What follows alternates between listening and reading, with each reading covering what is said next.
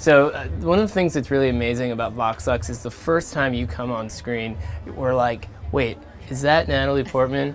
And it really does feel like there's something that's like a transformation going on with this role. And I'm wondering for you, how important is that you're able to kind of go to these sort of extremes for your performances?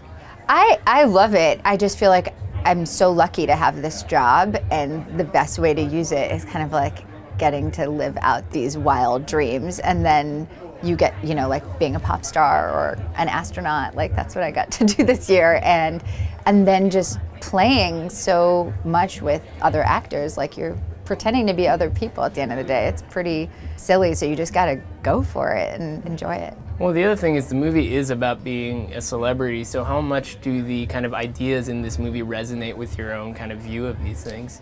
I'm definitely very interested in like just the concept of performance and the private versus the public, and I feel like it's something that I've explored in a few movies, and each one in kind of a different way, and this one had a lot of really interesting ideas in the writing in Brady's script about how, you know, the kind of connection between the attention we give to violent perpetrators and the attention we give to pop culture figures, that there's relationship between the attention and the news coverage and the way journalism and audiences relate to these figures, and the attention gives them their power, whether it's like a pop star or a violent individual. Well, you've been acting for a pretty long time in a lot of different kind of moments in the industry. What was kind of the turning point for you where you were like, you know what, I need to have like a certain philosophy for how I evaluate the projects that are right for me? I feel like I've always had a philosophy, because you have to, but like to kind of choose. It's just the philosophy's changed, and I expect it to change even more in the future. You know, you have different priorities at different times in your life, and you know, sometimes you make creative choices, sometimes you make logistical choices, sometimes you're doing some combinations. It's definitely been a changing kind of thing in my life.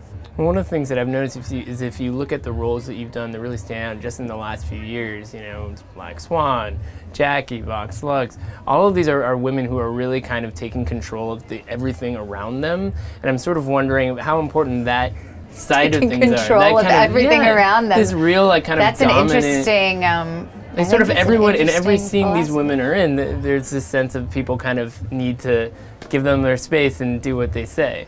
I mean, I'm learning something about myself right now on this couch. Part of the process. Yeah, it's like, I mean, I feel like I should lie down and like psychoanalyzing myself through my roles. Well, yeah, but I mean, the thing I'm wondering basically is like, how can you tell when a role is, you know, really going to pop and not sort of feel, you know, conventional and obvious? Well, I feel like you can see so much in the writing, you know, when you get a character written like this who just has such, first of all, she's like almost always monologuing in Vox Lux. Like, it's not even important to her what anyone else is saying. That's how much people have been like catering to her, and no one says no to her, and you know what happens when you've been in that position for 15 years, and some of the things that come out of her mouth are total nonsense, and some things that come out of her mouth are like kind of profound, and it's just an interesting character that I hadn't seen before. So when you get something like that that feels like a new person that you haven't seen depicted on screen before, or haven't read, because I read more than I actually am performing, of course. And how do you know that a filmmaker has the right stuff? Because it's one thing to read a great script, it's another thing to go through that whole process of making a real movie.